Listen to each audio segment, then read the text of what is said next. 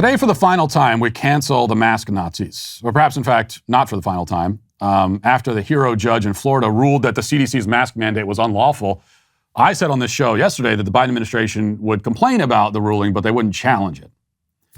After we've all seen the videos, of air passengers cheering over the news of the mask mandate ending like it was the fall of the Berlin Wall, challenging the ruling, potentially overturning it, would be politically suicidal, especially heading into midterms. But I may have underestimated this regime's penchant for doing politically suicidal things.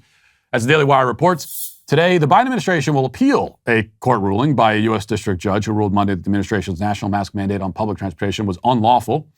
Quote, the Department of Justice and the Centers for Disease Control and Prevention disagree with the district court's decision and will appeal, subject to CDC's conclusion that the order remains necessary for public health. The department continues to believe that the order requiring masking in the transportation corridor is a valid exercise of the authority Congress has given CDC to protect public health. This is an important authority the department will continue to work to preserve. Well, this is why you shouldn't listen to my predictions on this kind of thing. Turns out that I'm still somehow too optimistic to be a reliable political prognosticator. Now, I still suspect that this appeal will be mostly for show, but maybe not. Perhaps the Democrats figure they've already got so many nails in the coffin that they might as well add one more heading into the midterms. If they succeed in forcing masks back onto people's faces, it will be wildly unpopular with normal people, but at least the media will feel good about it. Speaking of which, here's Andy Slavitt on MSNBC last night expressing his disappointment over the judge's ruling. Listen. What we're seeing today, people have to react to. I'm going to get on a plane in about an hour. Thankfully, I'm vaccinated and boosted and have a good quality mask, so she'll feel reasonably good. But, I think usually we would like to see the CDC, which has the authority to make these decisions, make this decision, not a judge. The CDC has asked for 15 more days to review data. I think it's important that we see that. We have to remember there are cancer patients and 4-year-olds that are not vaccinated or are vulnerable.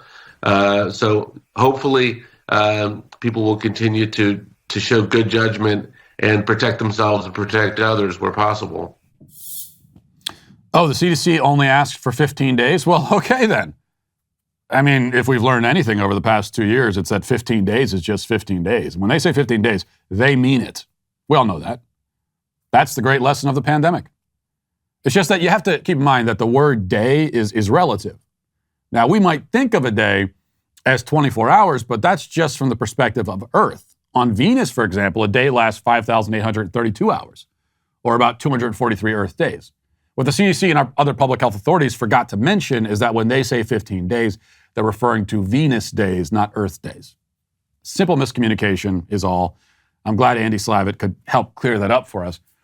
Another cable news pundit, Roland Martin, is having an even harder time with the news. This is what he tweeted yesterday. He says, I don't give a damn about what some grossly unqualified Donald Trump judge said. I'm double masked and wearing goggles on this Nashville to D.C. flight. I had COVID in December. Y'all can kiss my ass about me not wanting it again, and any fool saying they don't matter is a damn liar. You have to love the hat that says Roland Martin Unfiltered, which is on top of a head covered in goggles and 2 masks. Some irony overload there. Honest to God, though, if I knew that this fruitcake was flying out of Nashville in his mask and goggles yesterday, I would have gone to the airport and got on that plane just so I could sit next to him and cough and sneeze for the entire flight. For his own good, of course. Now, look, this may seem like just a bunch of virtue signaling from Martin, but it's actually not. I mean, it's not merely virtue signaling anyway. The fact is that this man, like so many others on his side of the ideological fence, has been psychologically disfigured by 2 years of COVID fear-mongering. He's still not scared enough for his health to, go on a diet. I mean, he's not going to panic that much. But he is legitimately afraid to go barefaced on a plane. I believe that his fear and paranoia and effeminate cowardice are all real. Granted, there are people in the replies to his post to this tweet, posting recent pictures of him at large public events without a mask and saying that he's like a hypocrite. But this is all part of the broken brain syndrome. That is incoherent and arbitrary risk calculation. That's one of its most prevalent symptoms. And I think nothing quite captures the damage done to people by 2 years of COVID hysteria like this short clip taken on a JetBlue flight right after the announcement about the mask mandate was made. You could see the flight attendants ripping off their masks and literally dancing for joy. And that's all great. But listen to what one of them says. It's very interesting. Listen. This is the captain speaking. As of right now, all flights in JetBlue, we don't require a mask. So if you guys want to take it out, you're more than welcome.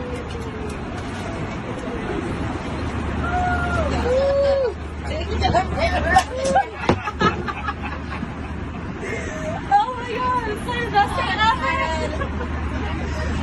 I'm so excited. Look at my face! I don't even know how to face.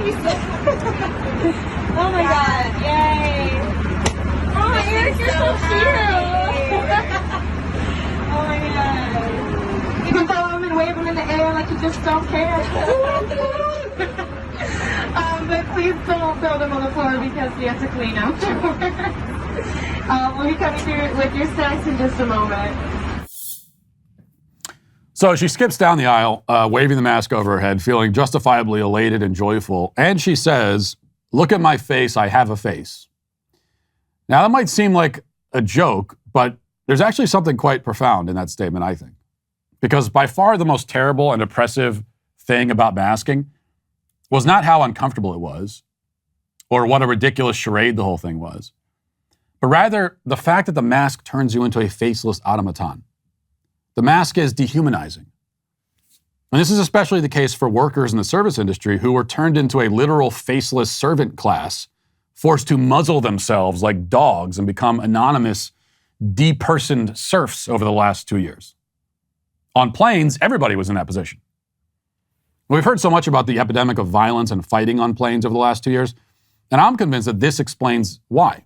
It's not just that people were annoyed and on edge about the masks, but that when you put people into a high-stress situation, in a confined space, with each other, and you cover everybody's faces so that they can't fully see and appreciate and encounter each other's humanity, you end up with exactly the chaos that we experienced.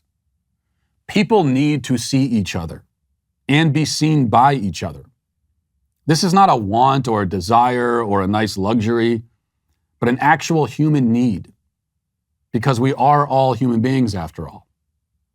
We were born with faces and with the natural inclination to connect with other humans primarily through facial cues.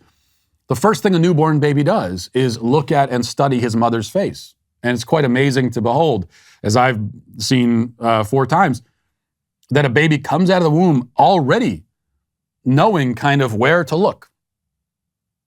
Baby doesn't know anything else, but he will look at your face. We are literally born with this instinct, this ability, this need to see and recognize faces. Remove that from people for a prolonged period of time, and you're depriving them of something that is so essentially human in a deep and primal sort of way. The writer Jonathan Franzen wrote an essay back in the 90s complaining about the very new trend at the time of people walking down the street talking on their cell phones.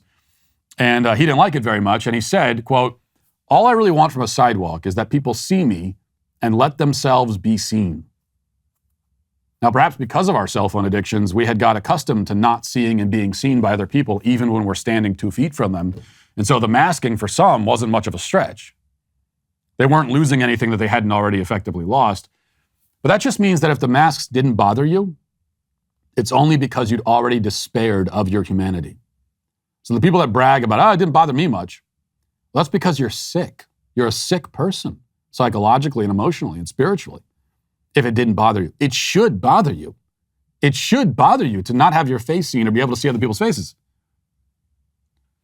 If it doesn't, it's because you'd already given up on some of the most crucial aspects of being human. There's a reason why leftists in particular are so comfortable in masks. It's because their ideology puts them at war with human nature at every turn, in every way. They deny everything that's natural and good and healthy. They want to take everything that is true and human away from us. They even want to take away our faces. As I watch some of these videos of people celebrating the perhaps temporary, unfortunately, end of mask tyranny, I thought about another writer, C.S. Lewis, who wrote a book called Till We Have Faces. Now, the title refers to faces in a spiritual sense, but that's partly because C.S. Lewis, prophetic as he was, never imagined that we would live in a world where our actual faces are taken away.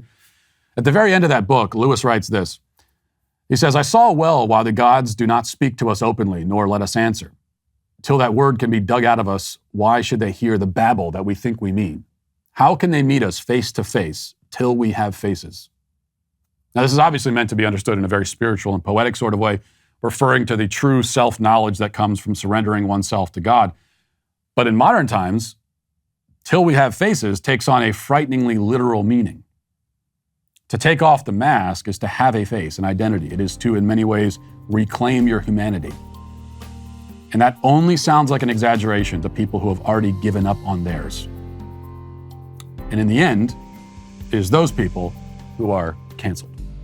Well, I hope you enjoyed that clip from the Matt Walsh Show. If you did, go ahead and hit that subscribe button right down there so you can stay up to date on all of our future content.